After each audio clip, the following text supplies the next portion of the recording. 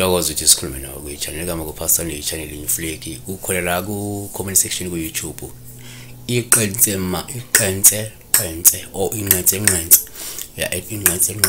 uthi-ke unjani Pastor Weningi. Ngicela ukubuza ukuthi kusho ukuthini uphupha ngibonisa inkizane. So inkizane I just assume ukuthi amakhizane noma imikhaza or umkhaza. Umkhaza ngezigisi bathini lokuhlala enkomeni most of the time ngihlala enkomeni. Yes, nasezinjeni yatholakala imikhaza but kakhulu hlala enkomeni. Ngangibona inkomeni mina ngisakhula.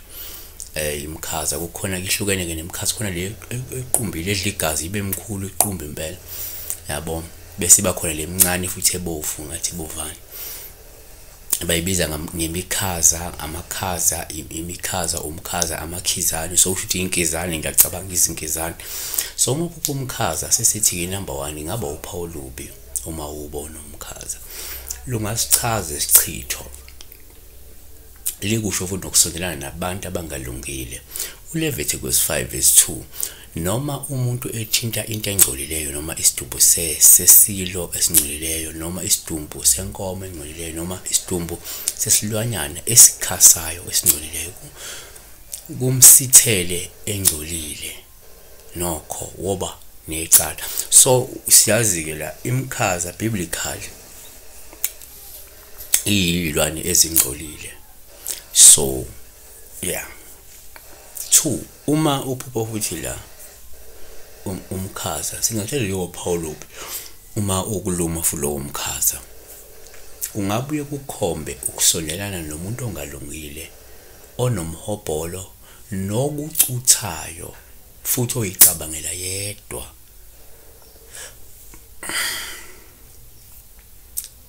Izaga 30:15 umnyundo unamadodakazi amabili athi siphe kukhona izinto ezintathu ezingasuthi nezine ezingashuthi ke kwanele. So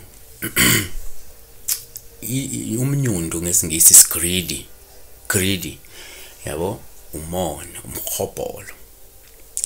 So uma ekhona umuntu ondala empilweni ungaliphupha lelo phupha lelo ukufuna ubuke.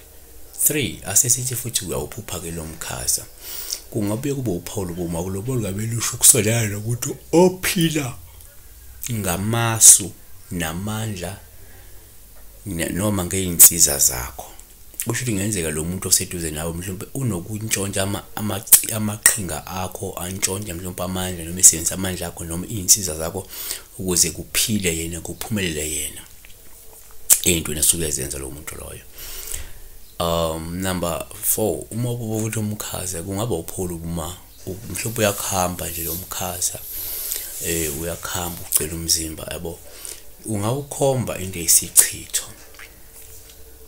yabona ukuthi mhlawumbe umuntu ohaqwe isichitho kodwa futhi komunye kungaba ukuthi ngoba vele haqwe ubuthakathaka noma impilo lo muntu lo ibuthakathaka noma izoba buthakathaka.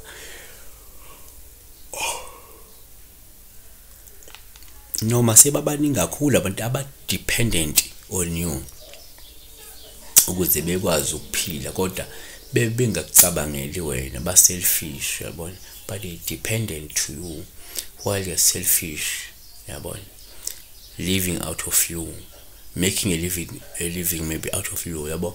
So kuuPaul ubi ushuthi omunye isichitho noma umkhaza ukhomba isichitho noma ukhomba abantu ababi, abantu abangalungile, abantu abanomona nomhobholo abayicabangela bona.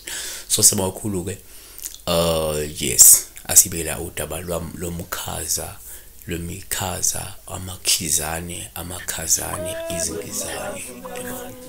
Be blessed.